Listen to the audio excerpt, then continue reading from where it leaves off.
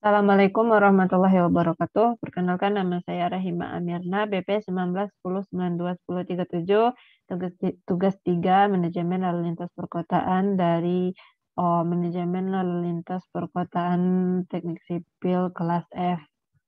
Baiklah, di sini saya akan menjelaskan tentang perencanaan manajemen lalu lintas perkotaan yang ada di Kota Padang Panjang, yang mana perencanaan manajemen lalu lintas perkotaan ini terbagi atas identifikasi masalah, inventarisasi dan analisis situasi arus lalu lintas. Yang ketiga, inventarisasi dan analisis ketersediaan atau daya tampung jalan.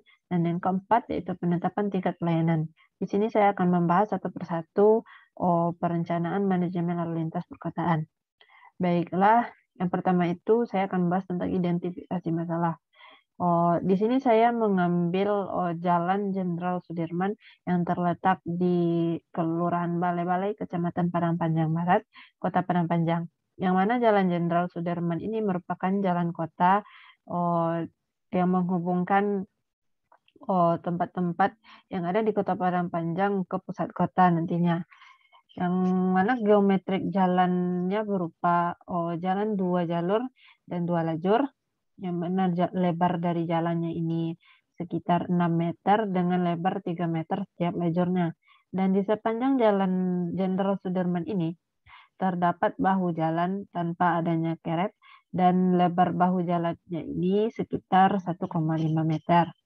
Dan persimpangan pada sepanjang jalan Jenderal Sudirman ini banyak memiliki persimpangan. Dan yang pada persimpangan utama ini yang menghubungkan Jalan Jenderal Sudirman dengan Jalan Raya Bukit Tinggi dan menghubungkan Jalan Bukit Tinggi dan Padang ini diatur oleh apil atau lampu lalu lintas. Dan untuk struktur dan kondisi jalan, pada sepanjang Jalan Jenderal Sudirman ini kondisi jalan cukup baik, namun adanya sedikit jalan yang berlubang, tapi tidak mempengaruhi kegiatan atau aktivitas dari kendaraan yang melintasi jalan tersebut. Dan untuk perlengkapan jalan dan bangunan pelengkap jalan, di sini pada sepanjang Jalan Jenderal Sudirman ini perlengkapan jalannya berupa marka jalan, rambu-rambu lalu lintas dan sebagainya sudah cukup memadai dan baik. Dan selanjutnya yaitu bangunan pelengkap jalan.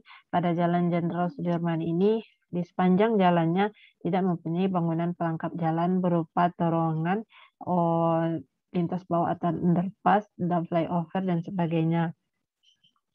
Dan untuk lokasi potensi kecelakaan dan kemacetan lalu lintas di sepanjang Jalan Jenderal Sudirman ini, yang mungkin potensi kecelakaan itu terdapat pada simpang yang menghubungkan antara Pasar Kuliner dengan Jalan Jenderal Sudirman ini. Karena pada jam-jam tertentu, misalnya pada sore hari atau malam hari, di persimpangan ini akan menimbulkan konflik karena keluar masuknya kendaraan karena memasuki pasar kuliner ini yang beroperasi pada sore hari dan akan menimbulkan kemacetan lalu lintas pada jam-jam tersebut. Dan untuk penggunaan bagian jalan, selain peruntukannya dapat dilihat pada gambar ini bahwa bagian jalan diperuntukkan sebagai tempat parkir kendaraan, yang mana akan mengganggu aktivitas dari pengguna jalan yang memakan sebagian jalan dari Jalan Jenderal Sudirman ini. Dan selanjutnya kapasitas jalan.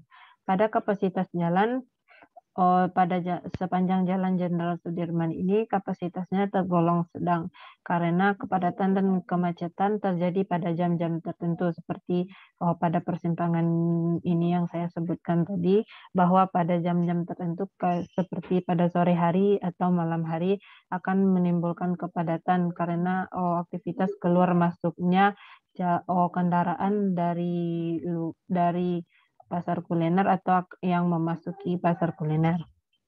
Dan selanjutnya yaitu pengaturan lalu lintas seperti yang sudah saya sebutkan tadi bahwa pengaturan lalu lintas pada persimpangan utama diatur oleh alat pemberi isyarat lalu lintas atau APIL atau juga disebut dengan lampu lalu lintas. Dan itu sudah memberikan kelancaran pada lalu lintas di sepanjang Jalan Jenderal Sudirman ini, terutama yang pada persimpangan utama ini. Dan selanjutnya saya akan membahas tentang inventarisasi dan analisis situasi arus lalu lintas. Di sini saya akan menunjukkan video tentang inventarisasi dan analisis situasi lalu lintas di sepanjang Jalan Jenderal Sudirman ini. Di sini terlihat bahwa volume lalu lintas, komposisi serta distribusi arahnya di sepanjang ruas Jalan Jenderal Sudirman ini tidak terlalu padat pada saat pengamatan, karena pada hari saat pengamatan ini volume lalu lintas tidak padat dikarenakan karena tidak adanya aktivitas kendaraan yang keluar masuk ke dalam pusat kota atau pasar, yang mana ini tidak akan menimbulkan kepadatan pada lalu lintas di sepanjang Jalan Jenderal Sudirman ini. Dan untuk distribusi arah, pada saat pengamatan, ruas kanan dari Jenderal Sudirman ini lebih banyak dilalui oleh kendaraan. Karena ini kendaraan pada ruas ke kanan ini, Jalan Jenderal Sudirman ini akan menghubungkan Jalan Jenderal Sudirman dengan Jalan Raya Bukit Tinggi tadi, pada persimpangan utama tadi. Dan selanjutnya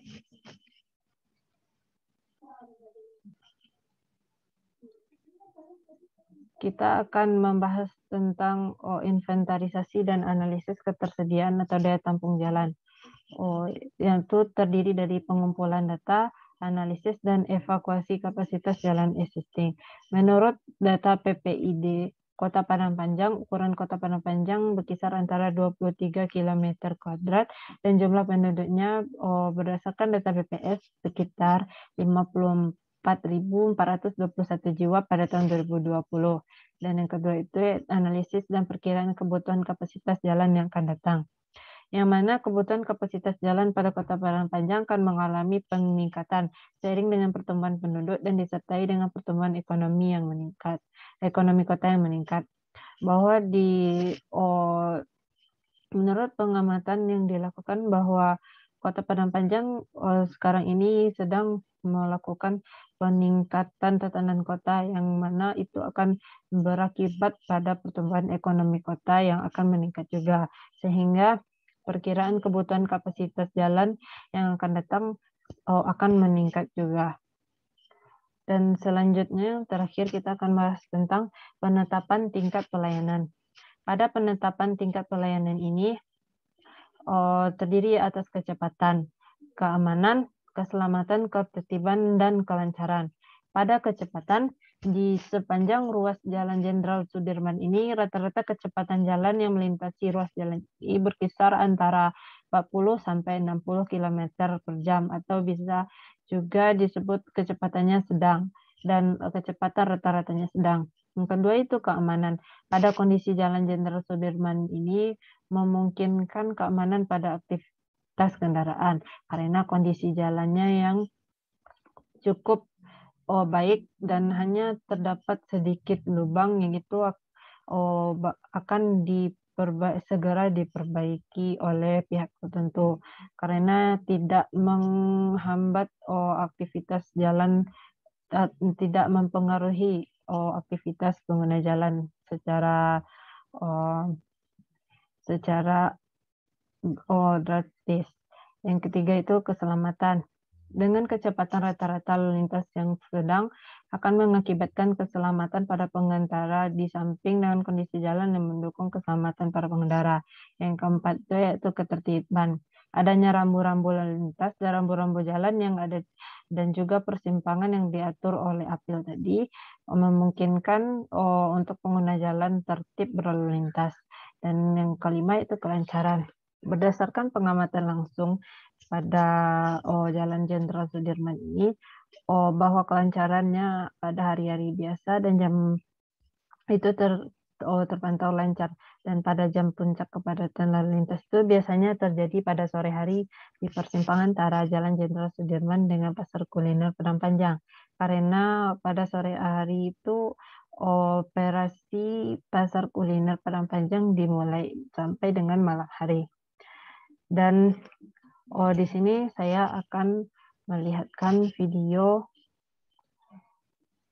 bahwa di sepanjang Jalan Jenderal Sudirman ini, bahu jalan yang ada itu baik dan tidak adanya lubang di bahu jalan atau kondisi dari bahu jalan itu baik.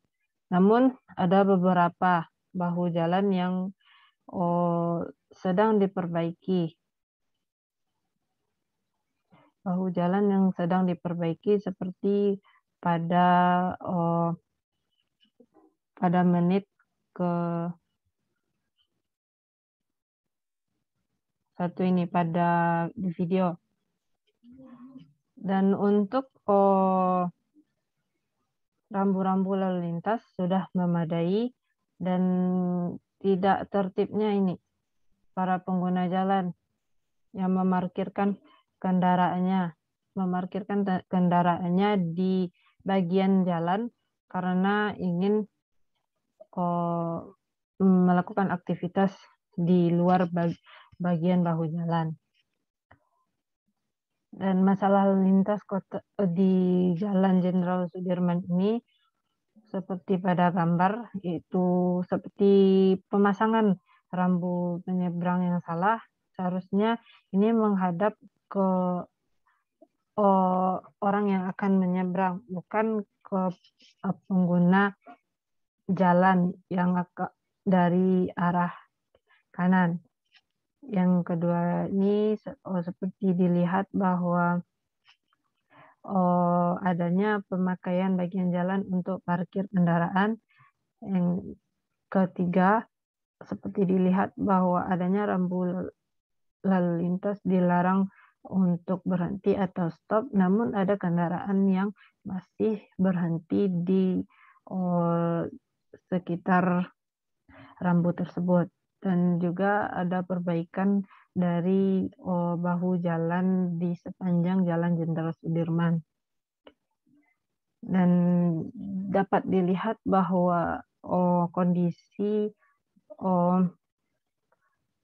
kelancaran arus lalu lintas di sepanjang Jalan Jenderal Sudirman, bahwa kelancarannya ini terpantau lancar, namun pada persimpangan tertentu tidak lancar dikarenakan adanya aktivitas keluar masuk kendaraan yang melintasi Jalan Jenderal Sudirman tersebut. Dan baiklah, selanjutnya saya akan membahas tentang hipotesa rencana pengaturan lalu lintas yang akan datang supaya tidak menimbulkan konflik. Yang pertama itu memberikan arahan kepada pengguna jalan untuk mematuhi rambu-rambu ataupun pengatur lalu lintas yang sudah diberikan. Yang kedua itu memaksimalkan penggunaan fasilitas jalan yang telah ada, baik bagi pengguna jalan maupun yang tidak. Yang ketiga, memberikan kebijakan jalan satu arah atau one way pada persimpangan yang padat dan diberlakukan pada hari-hari tertentu untuk menghindari konflik lalu lintas. Dan tentunya kita harus memberikan alternatif jalan pada kebijakan jalan satu arah atau one way tersebut. Dan juga pihak terkait harus melakukan perbaikan pada jalan-jalan yang berlubang tadi, walaupun sedikit tidak terlalu mempengaruhi aktivitas jalan, tetapi untuk demi kenyamanan dan keamanan lalu lintas atau pengguna lalu lintas, maka sebaiknya segera diperbaiki. Oh, baiklah, sekian dari saya. Apabila ada salah dan kekurangan, mohon dimaafkan. Oh, saya tutup. Wabillahi taufiq wal hidayah. Assalamualaikum warahmatullahi wabarakatuh.